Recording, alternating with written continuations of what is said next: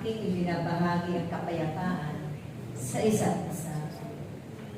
Kayong lahat na narito sa harapan ng Diyos na Kanyang pinili at itinalaga sa mga panahon ito ay tunay na takda ang inyong mga buhay upang kayo man ang magiging pag-asa ng inyong mga kapwa na nawawalan ng pag-asa sa kanilang mga buhay. Walang pananalig at walang pananampalataya sa Diyos.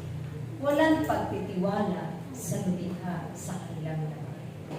Kung kaya't sa pamamagitan ng inyong mga dila, dadaloy ang kapangyarihan ng Diyos upang sila ay mailapit lagi sa banal na harapan ng Diyos at sa pangangalan ninyo sa mga kaluluwang ito at mga tupa. Tunay na sila rin ay paghaharian ng Diyos. Mapapanoto rin sila sa kanilang mga buhay sa araw-araw ng kanilang pamumuhay sa pamamagitan ng inyong ipinapalagana ng salita ng Diyos.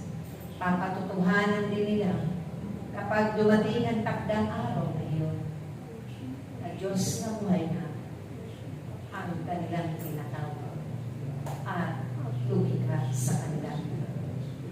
Kaya't kayo man na narito na tagapaglingkod ng Diyos, naway lagi kayong may malinis na puso, puno ng kagalakan, puno ng pagtitiwala at kapayapaan.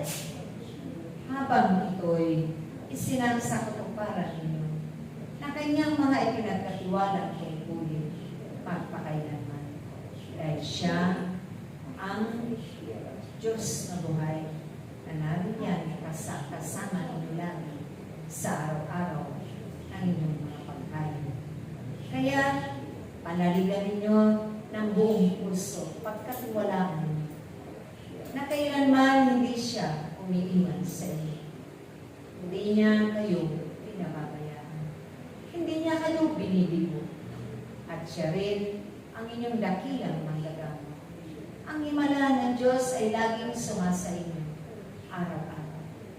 Kaya naririyan pa ang inyong mga hininga, ang inyong hiram na buhay, ang inyong mga kalakasan, ang inyong mga bahagi ng pangangatawan upang ito'y gamitin ninyo sa pagpupuri sa Kanya magpakailanman.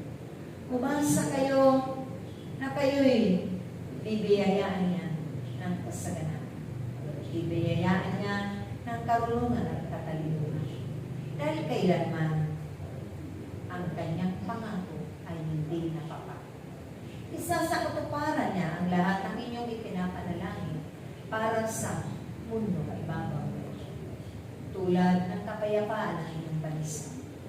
Dahil sa bawat butil ng pagdaralita ninyo ng banal na Santo Rosario, ng ating mahal na ina, naroroon ang kapangyarihan ng Diyos.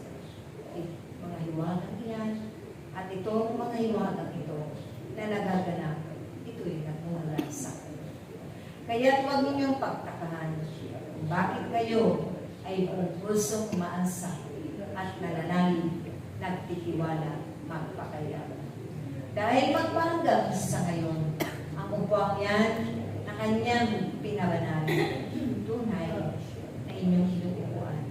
Yan ang takdanin sa bawat isa sa inyo na mga biyaya at